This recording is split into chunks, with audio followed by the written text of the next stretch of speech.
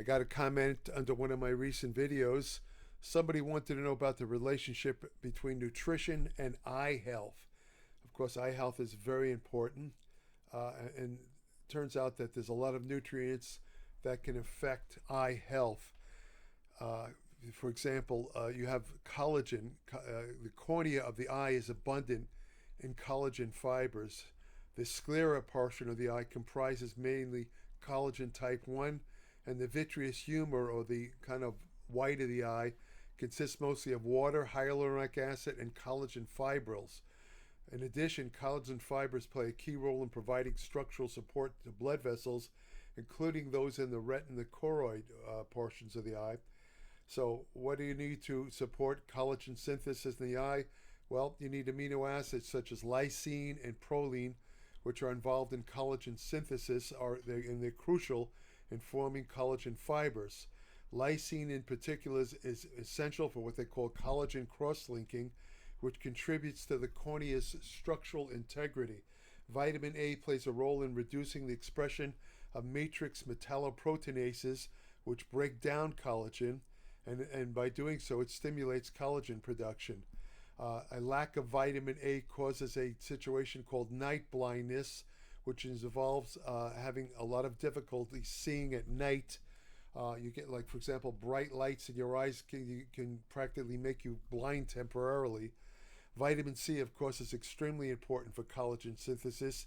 It's involved in what they call the hydroxylation of proline and lysine, which also requires oxygen and iron. And that's involved in collagen synthesis. Magnesium and zinc are also involved in collagen production, and copper activates lysyl oxidase, which facilitates a process called cross-linking in collagen molecules, which increases the strength of collagen. You got to be careful though. Excessive amounts of selenium and vitamin E, they're important antioxidants, but they can hinder collagen synthesis when taking it in too large amounts. For selenium, that would be something like over 500 micrograms. For vitamin E, probably over 2,000 milligrams. So most people don't take that much, so it's not important. The aqueous humor, the watery part of the eye, is mostly water. That's why they call it the aqueous humor. It contains electrolytes, which are minerals, vitamin C. Very high concentration of vitamin C is in the aqueous humor, and various growth factors. The lens portion of the eye consists of the lens fibers and crystalline proteins that ensure transparency. They benefit from antioxidants such as glutathione and vitamin C. The retina of the eye houses various neuron layers and maintains its structure and function. It needs carotenoids like lutein, zeaxanthin, and omega-3 fatty acids from fatty fish. Taurine, which has gotten a lot of publicity lately because a couple of studies show that it has life extension benefits in animals. It's a sulfur-containing amino acid, not considered an essential amino acid because it could be manufactured from cysteine, but the truth of the matter is that more recent studies show that your body really doesn't manufacture enough taurine on its own. So, fish is one of the best sources of taurine. In cats, taurine is absolutely essential for eye health. Cats don't get taurine go blind. They always go blind without taurine. It's structurally similar to the neurotransmitters glycine and GABA, and taurine is the most abundant free amino acid in the retina and the second most prevalent in the central brain after glutamine. Taurine functions as an osmoregulator. In other words, it controls the water content of various tissues. It's essential for maintaining the balance of water and mineral ions in retinal cells, and it's crucial for proper visual signaling process. It possesses antioxidant and neuroprotective properties, and it's very good for the neuronal function of the cell. Again, fish is the best natural source of taurine. It's also found in some dairy products like cheese and milk, and found in a couple of energy drinks like Red Bull. Now, it also helps you sleep because of its similar chemical structure to the brain neurotransmitter GABA. which is the main inhibitory neurotransmitter of the brain. The B complex vitamins support energy and structures in the eye. A lot of vitamins contribute to optic nerve health, including B1, B2, B3, B6, B12, folate, C, E, D, A, and K. They all aid nerve function in the for the eyes. Very important. They maintain the health of the optic nerve, which is the eye connection to the brain, or the portion of the brain that controls sight.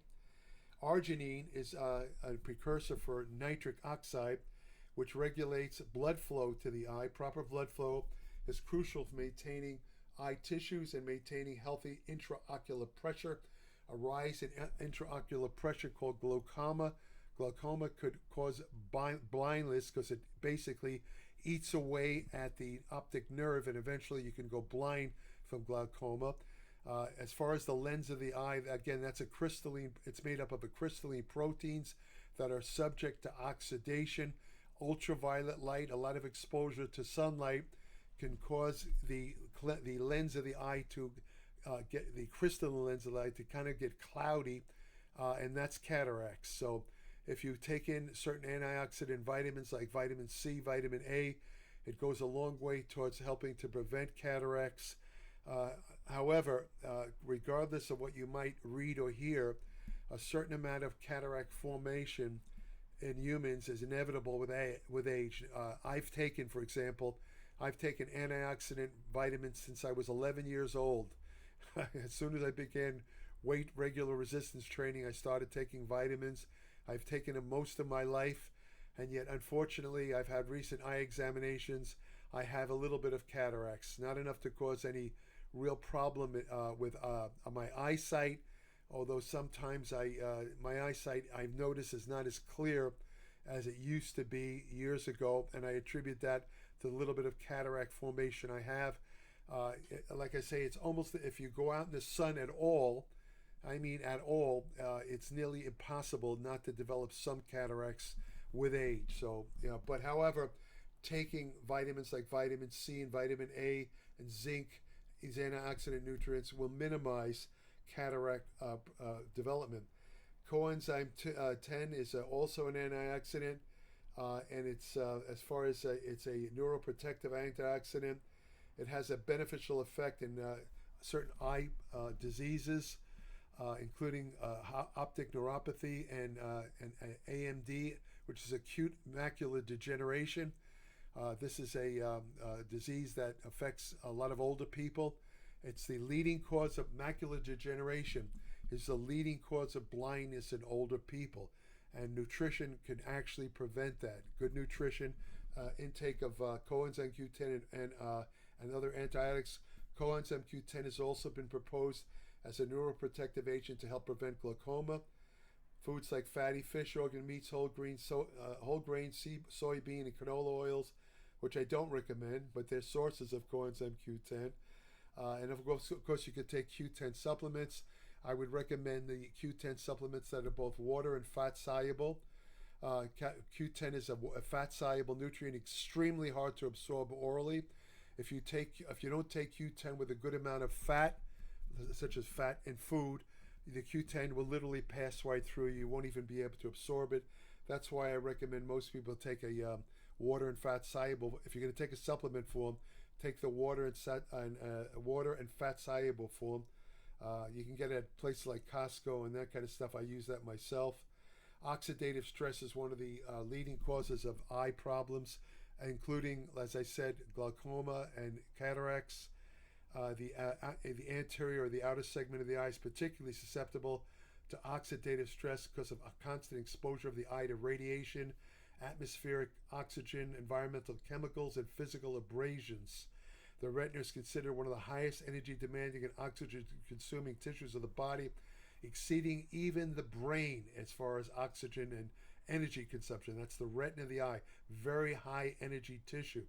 The susceptibility of the choroid portion of the eye to oxidative stress can be attributed to several factors, including the choroid's high vascularity. Those are high content of blood vessels located beneath the retina, which exposes it to constant oxygen and reactive oxygen species, which are byproducts of oxygen metabolism that cause oxidative damage.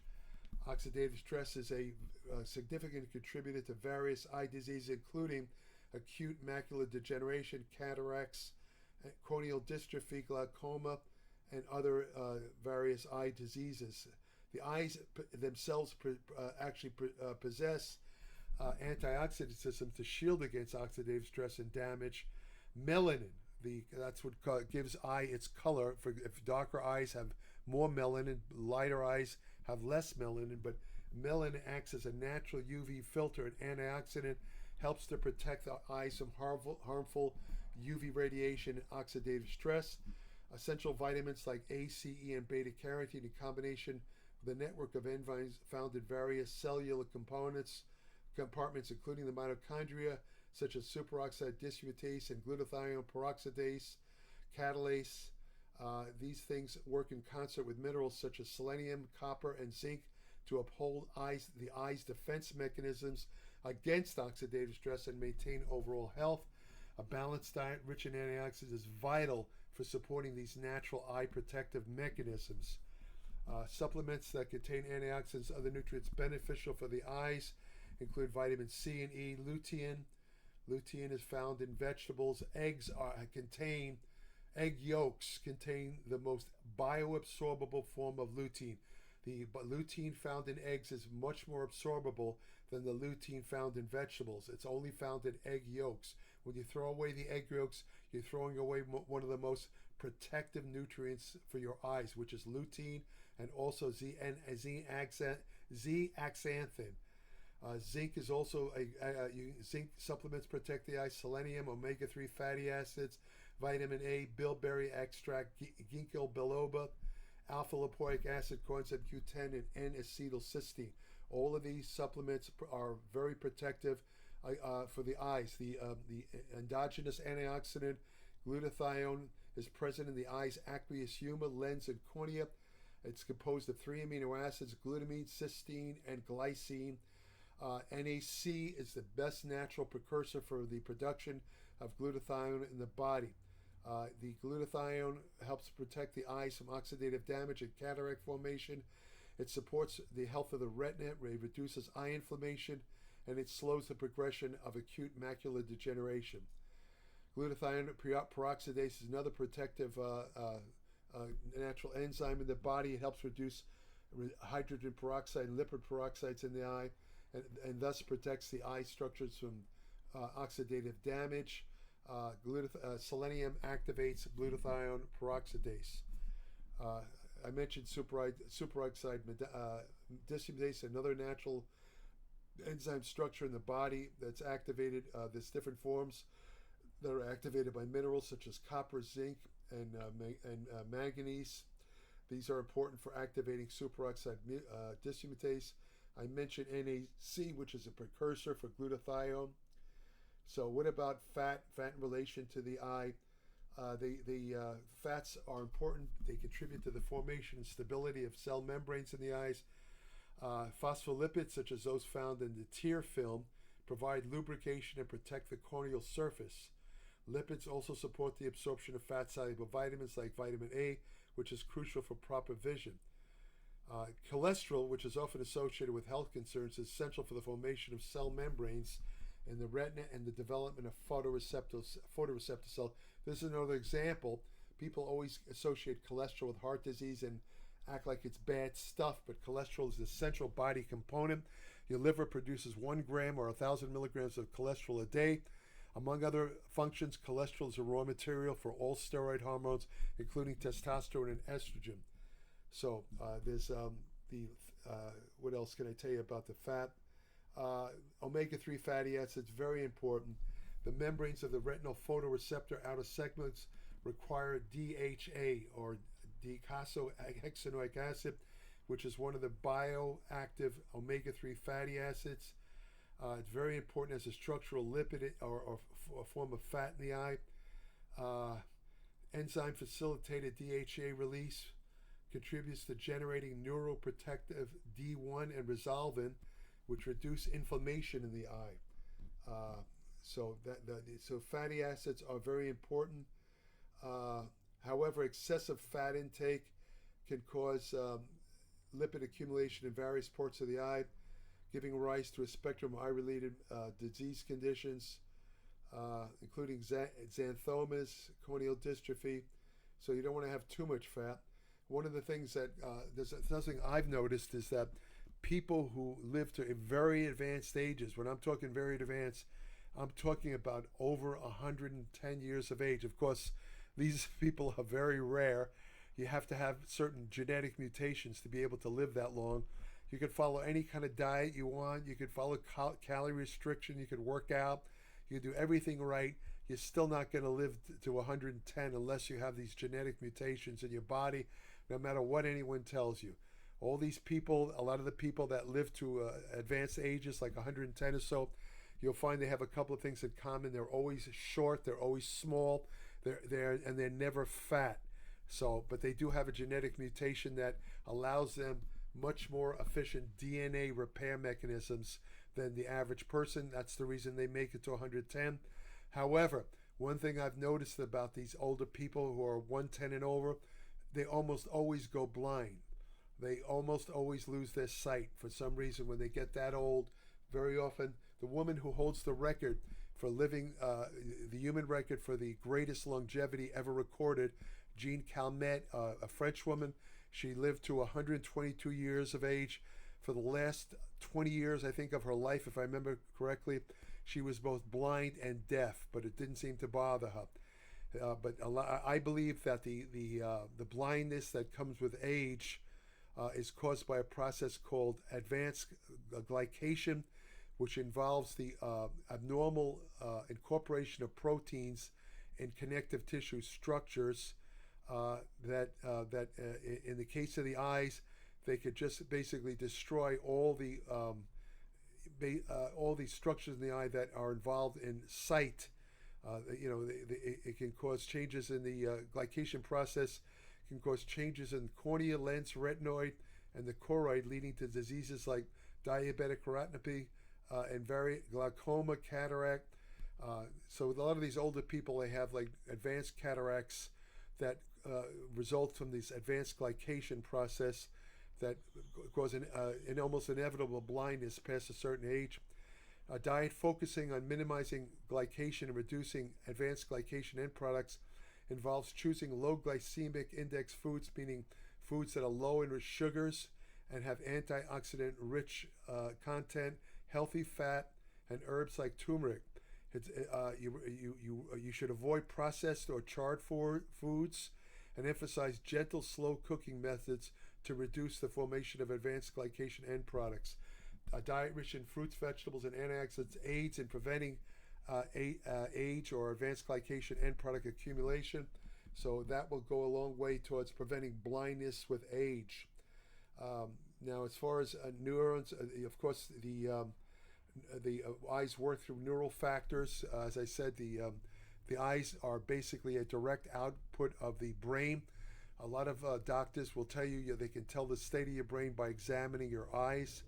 So as far as maintaining the neural support for the eyes, key nutrients include omega-3 fatty acids, antioxidants, B-complex vitamins, vitamin D, curcumin, resveratrol, lutein, zeaxanthin, coenzyme Q10, alpha-lipoic acid, and NAC.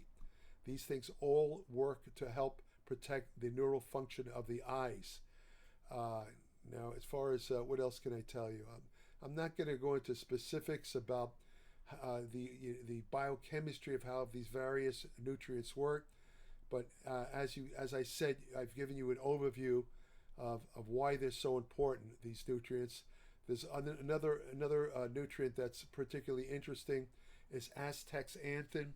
Astaxanthin is what gives the pink color to salmon, and it's a carotenoid, and it's like I say, it imparts red and pink colors to aquatic animals, birds, and microorganisms. It's a very potent antioxidant.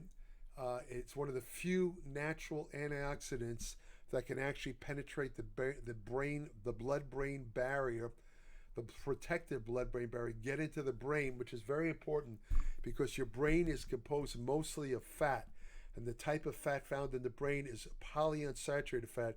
Like, for example, the fat that's found in fish oil is a highly polyunsaturated fats. Unfortunately, polyunsaturated fats are very prone to oxidation. When oxidation happens in the brain, you get a lot of brain degeneration, including Alzheimer's, Parkinson's, and other diseases. But the astaxanthin, it turns out, astaxanthin is very protective for eye health. It reduces reactive oxygen species or oxidative damage to the eye. And a couple of studies a couple of years ago showed that if you do a lot of computer work, if you, like I do, where you look at a computer for hours at a time, astaxanthin will actually help reduce a lot of eye fatigue that would normally result from staring at computer screens for hours. Another way to relieve your eye stress is every so often turn your head and look around the other look around the room. Don't look at the screen. Just look around the room. What happens is when you stare at a computer screen for let's say more than an hour or two, the muscles that control the eye, they shorten and they tighten, and that causes eye fatigue. And when you look and focus, let's say across the room, when you focus at something across the room, it's almost like stretching the eye muscles. You relax the eye muscles and you relieve a lot of fatigue. Lycopene is another carotenoid. It's very important antioxidant. Some studies show that it reduces the incidence of prostate cancer by 63%. It gives vegetables like tomatoes and watermelon their distinctive red color. It also has been shown to support eye health and reduce the risk of AMD, which is acute macular degeneration, leading cause of blindness in older people, and cataracts.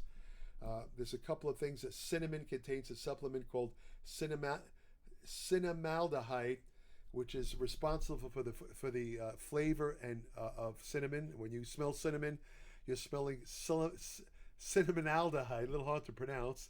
This is a phenol compound, along with other compounds like cinnamic acid and cinnamyl alcohol.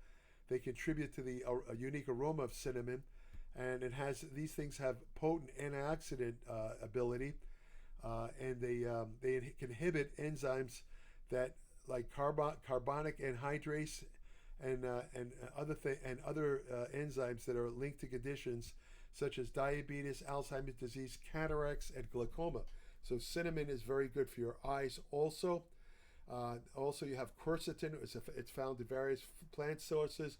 It's very good antioxidant, anti-inflammatory, a little hard to absorb, but studies show that it helps prevent cataracts, glaucoma, retinoblastoma, which is a eye cancer, and other retinal diseases. Oral administration of forskolin and rutin can contribute to improved intraocular pressure, will help prevent glaucoma. Anthocyanins, which is a type of flavonoid found in dark-colored fruits like blueberries and grapes, also have unique properties that enhance night vision and overall eye health. As a matter of fact, during World War II, flyers for the Royal Air Force, pilots, were given bilberry supplements because it helped them to see better during night flights. So bilberry, actually, it's similar to blueberries. It's very good for night vision. Curcuminoids, such as found in turmeric, curcumin, very good anti-inflammatory. It also helps to prevent various. It helps to treat conjunctivitis. It helps to prevent glaucoma, cataracts, acute macular degeneration, and inflammation of the eyes. The problem with the curcumin is also it's very hard to absorb if you take it in supplement form. However, there are special food supplement sources of curcumin that are far more absorbable. They're kind of like enclosed in a lipid layer. They're a little bit more expensive than the normal curcumin, but you get like up to 66% better absorption. So you might want to look, if you're going to take a curcumin, those are the ones to take. Garlic, organosulfur compounds, substances found in broccoli contain sulforaphane, which is a potent antioxidant that can reduce the likelihood of developing acute macular degeneration. As I said, garlic contains alanine and allicin, two organosulfur compounds that have antioxidant, anti-inflammatory ability. I mentioned taurine, alpha lipoic acid. What about tea and coffee? Consumption of coffee and tea, particularly 2 to 3 cups of coffee and more than 4 cups of tea per day, is associated with increased macular retinal nerve fiber layer thickness, suggesting potential neuroprotective effects offered by coffee and tea. However, high caffeine intake can lead to dehydration and potentially increase intraocular pressure, which is a risk for glaucoma. Coffee can act as a diuretic, causing fluid loss and increase your urination. But the truth of the matter is, unless you drink massive amounts of coffee, it's nothing to worry about. What about alcohol? Alcohol has mixed effects on eye health. It's associated with increased risk of acute macular degeneration because of increased oxidative effects and reduced intake of protective nutrients like zinc and vitamins. There's some debatable relationship between alcohol and glaucoma, but generally speaking, alcohol is not great for your eyes. Not great at all. I would keep if you're going to drink alcohol at all, keep it down to a minimum. It's not good for your eyes. It's not good for your muscles either. So, what else can I say? If you want to, very important to prevent what they call diabetic retinopathy, which is a major cause of blindness in people with diabetes. You have to control the blood glucose. I would recommend a lower carbohydrate intake, avoiding refined sugars and processed carbohydrates. If necessary, you might want to consider a medication like metformin, which helps to control blood glucose levels. By keeping your blood glucose level under control, you could prevent the major cause of blindness in type 2 diabetics, which is diabetic retinopathy. So let me see, what else can I tell you? I'm not going to go into various diseases of the eye. I think this pretty well covers it. But just to sum up, I know I've given you a lot of data here, but to sum up, the things that you want to focus on to protect your eyes is to prevent oxidative damage. Since most of the problems involving eye health always relate to excessive oxidative damage to the eyes, such as cataracts and acute macular degeneration, forms of blindness. Also, you want to avoid overcooking food to prevent the advanced glycation end products, which will also cause eye damage. Those are the things to remember. And as I said, Astaxanthin, if you work at a computer, probably would help even if you stare at a cell phone for hours, because that would also probably help your eyes, relieve some of the fatigue. I use Astaxanthin. I take what do I take? I take 24 milligrams a day. You don't really need that much. I just take a little extra because I like the fact that it gets into the brain and helps prevent the oxidation of the fatty acids in the brain. So I think that pretty well covers nutrition in the eye. I know I went through a pretty exhaustive detail here, but what's more important than the eyes, really, seriously? I mean, you want to try and maintain vision as much as possible. You might, my opinion of some of the, I don't want to get into it, but some of these eye surgeries, laser surgery, I have mixed feelings about that. I've known people that have had laser surgery. They said that it's corrected their eye problems, where they no longer had to wear glasses. I've met quite a few other people that have had very bad results from having laser surgery. So I chose not to have laser surgery. I myself, it's up to the individual. I myself would not have laser surgery. I think it's too many chances of having possible problems with it. I don't mind wearing glasses. My biggest problem with glasses is I lose them. I always lose my glasses. That's why I always keep about 3 pairs around. But I actually have special glasses that I use when I'm working on my computer, including the ones I'm wearing right now, that actually make it easier to read print or or look at anything on the computer. It helps to relieve eye strain. So you might want you can get this at any type of optometrist. If you do a lot of work where you're looking at a computer for extended times, you might want to get a special pair of eyeglasses that will greatly help you see the print on the computer much clearer, and also will help relieve eye strain. Because without my glasses, there's a couple of times where I didn't put them on, and after about a half hour of writing or doing on the computer, my eyes actually start to hurt from the strain is so great. So the eyeglasses definitely help.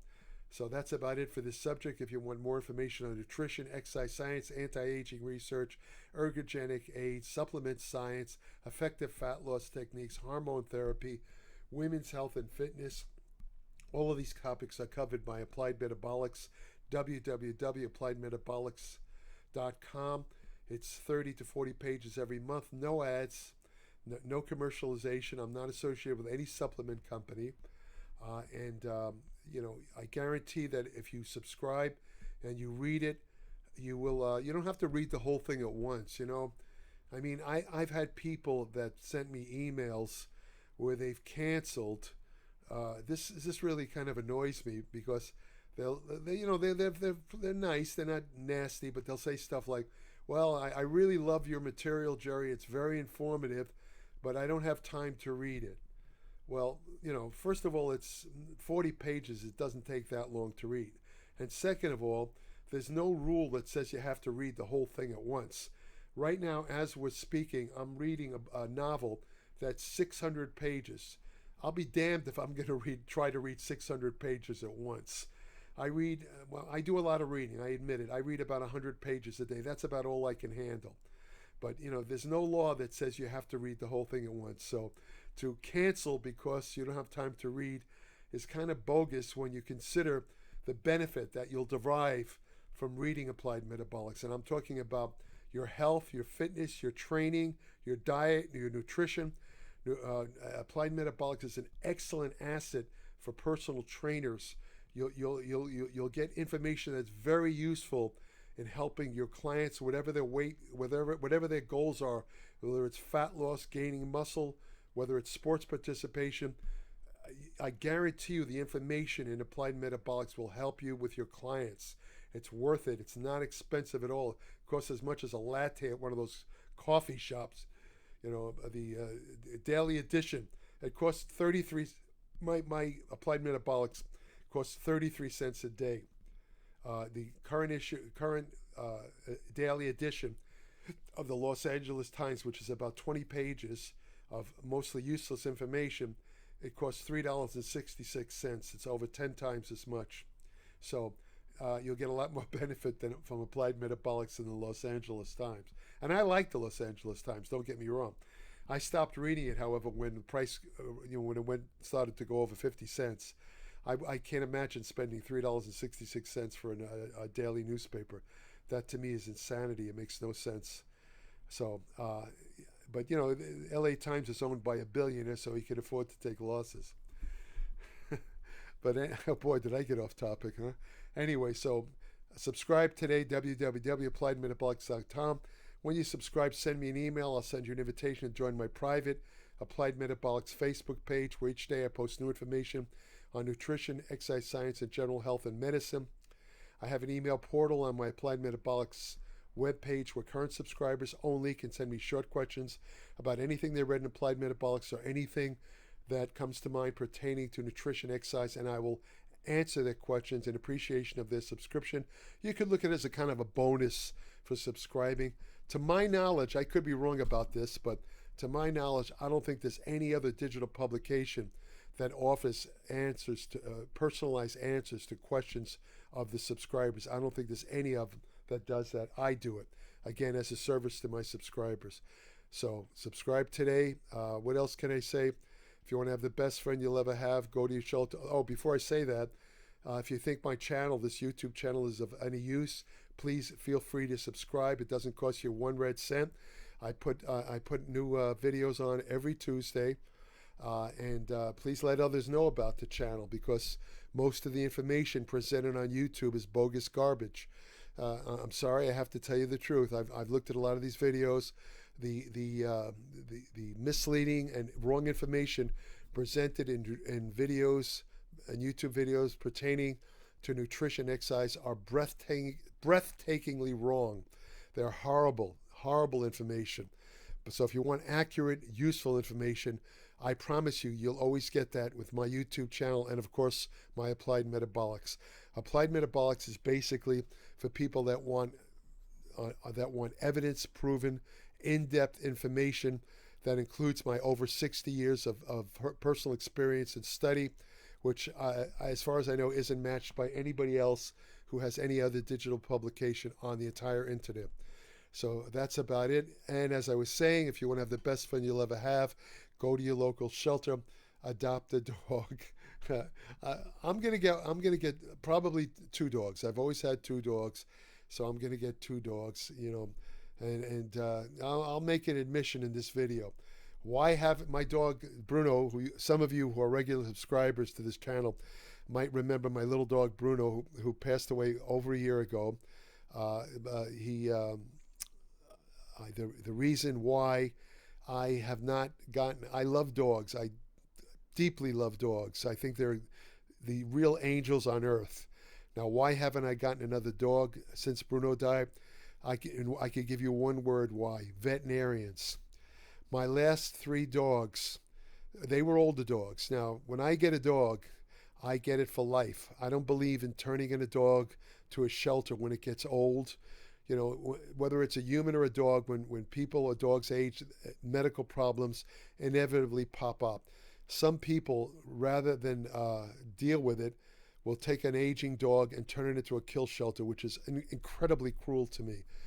Those people, I believe, should rot in hell to do something like that to a dog that's been loyal to them all their life. I would never do that. But what I did with my dogs, they had veterinary problems, including Bruno. I spent on my last 3 dogs over $30,000 on veterinary bills, and I'm not complaining about it.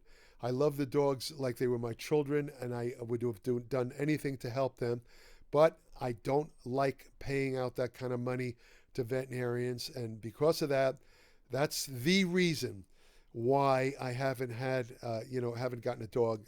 So if I don't adopt dogs, if I don't adopt the dogs, what I plan to do is foster a senior dog, because senior dogs are they're the ones that people turn into kill shelters. They're the most rejected dogs. They're very loving dogs, extremely loving, appreciative dogs. I will foster an older dog, and the fostering process involves wherever I foster the dog from, we'll take care of the vet bills, and that's all I ask, because the vet bills are inevitable and they're expensive. So if they help me out with the vet bills, I would be happy to take in an older dog. So that's about it. Thank you for listening. Take care.